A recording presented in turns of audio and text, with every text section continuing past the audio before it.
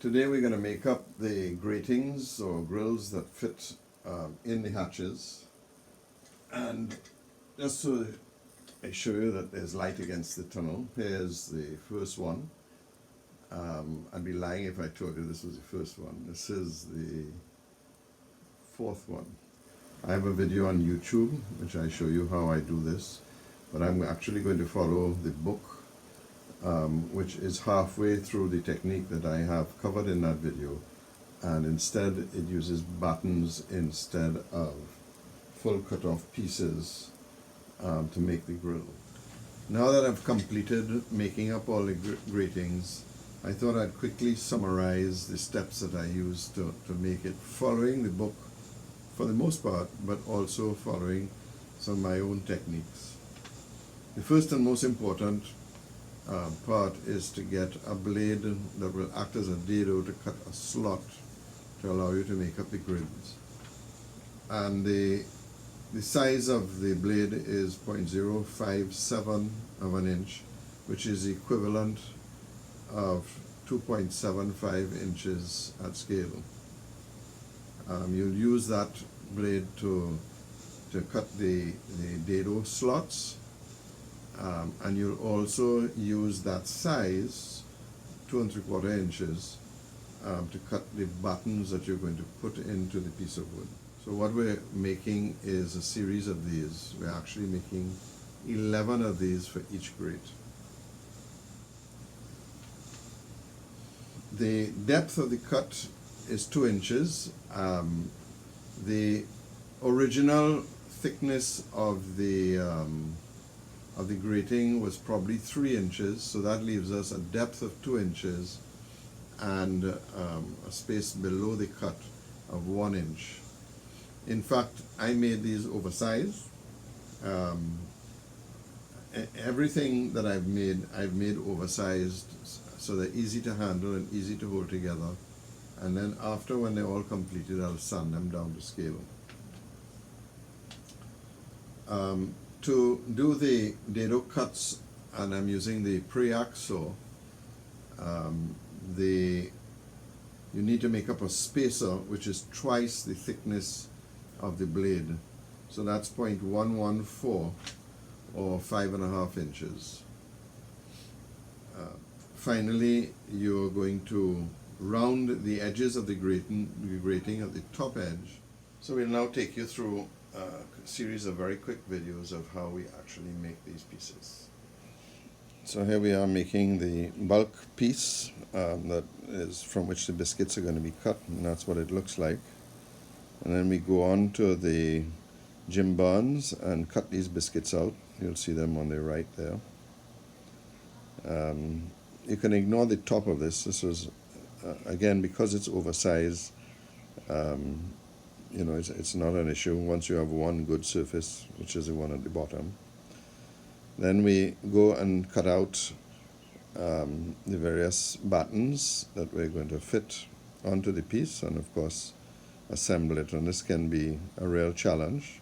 I think the only thing you have to make sure is that the grating that you're making up is square. Each piece is square to the other. And then I use CA to stick all the pieces together. The book David recommends watered down PVA, but I just find CA locks everything in place very quickly, and you're going to sand it off, so it really doesn't matter. Once that's done, you clean it up and you get a nice clean square, which is normally bigger than what you would want.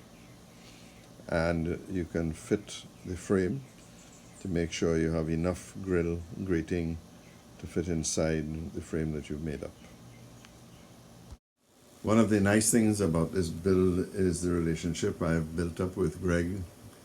And I got a very interesting email from him congratulating me on the video, but suggesting a more practical way was in fact to make up the grid first and then put the frame on it afterwards, so that you get a nice clean join between the squares and the frame, like with this one. So that means we're going to have to make up the frames once more. Instead of the rebated frame, we've now made a square 5-inch frame, and the grill fits perfectly inside of it. So we get a nice clean look. The last and perhaps more difficult problem was how to round the edges of the grate while leaving the bottom square so it would line up with the planks. And Greg did try to explain it to me, and I have to tell you, probably a little dense. I didn't quite understand. But I made up a little jig, and that jig works fine, and I was able to achieve the result that's shown in the book, and more important, in the 3D version of the ship itself. So we just put 2 fake floorboards, 2-inch floorboards, on a piece of glass, stick them in, place the grill on in the floorboards, and just sand the corner. And that protects the bottom of the frame from being sanded. So you get a rounded frame at the top and a square frame at the bottom. It really works perfectly. And then once you're satisfied with the look of or the shape of the corner, then you just keep turning it around, and you get everyone almost absolutely identical.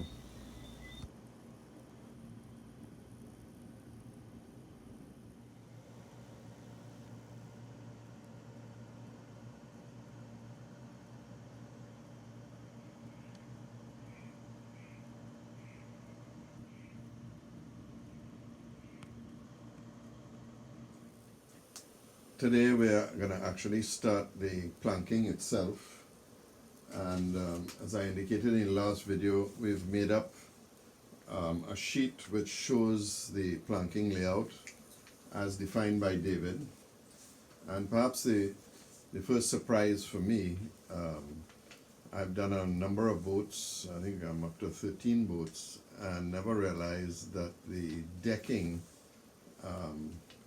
was actually made tapered to fit the dimensions of the hull, similar as you would do to the planking of the outside of the hull. All of the boats that I've done before, the plank was the same all the way through, and then when you reach the outer edge, close to the waterways, where you would make any adjustment. In the case of this layout, the only plank that is full size, which in this case is 12 inches, is the king plank, or the main plank that goes down the center. All the others are tapered in some way. All of the planks are 2 inches thick, with 4 exceptions. The king plank, which is 3 inches thick. The binding planks, which I'll talk about in a minute, are also 3 inches thick. And the edge plank, or waterway plank, is also 3 inches and tapers down to 2 inches. In the case of the binding plank, this is recessed into the framing 1 inch, so it's actually flush. And so it's really only the king plank that pops up 1 inch above the deck, and that is chamfered. The only other change is where the king plank is right up in the front going towards the bow. It also is tapered towards the bow, so that when it reaches the waterway at the bow, it's at the same 2-inch level. There's lots of discussions as to where to start. In my history, I would have put the king plank on and come forward. David also suggests that at some point in time, the waterway plank, which goes all around the sides, be put in. It's a 12-inch width plank, which means we would start at the bow. And to do that, I've made up, using this template, a series of pieces. And I know they're not going to fit, so I'm going to probably have to make this a few times. Interestingly enough, the first part of it fit almost perfectly on the port side. On the starboard side, I had to modify it quite a bit. So that's where we're actually going to start. We're going to start installing the waterway on both sides of the boat. The other little issue that came up is the caulking between the various planks or strakes. And what we're going to do is we're going to take some glue, some PVA glue, and add some black acrylic to it, and shake it up. And so that's how we're going to get the lines, which would be in tar paper of some sort, between the various planks.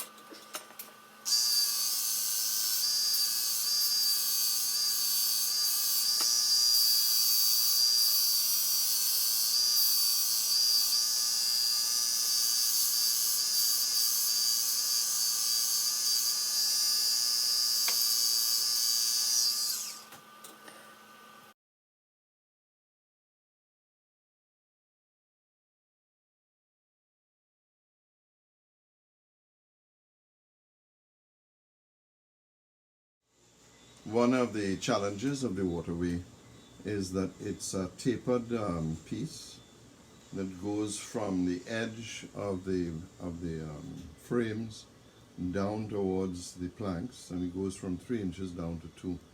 And I couldn't figure out how I was going to do that off the model, and then decided what I'd do is make up a 2-inch metal plate, which I'd put against the waterway and sand with the pen sander.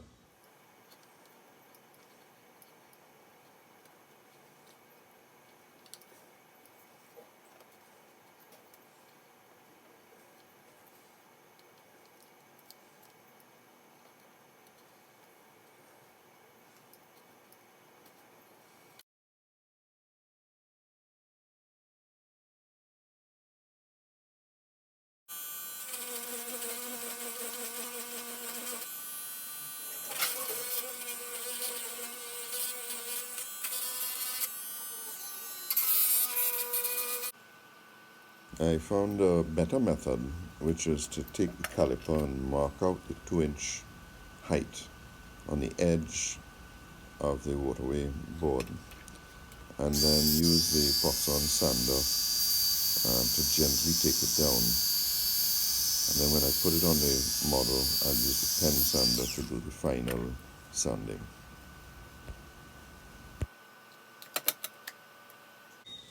Of course, the simplest way to solve this is to make it a 2-inch piece, because we're going to seal it up and you're not going to see it anyway. But I thought I'd give it a try, and it's not working out too hard.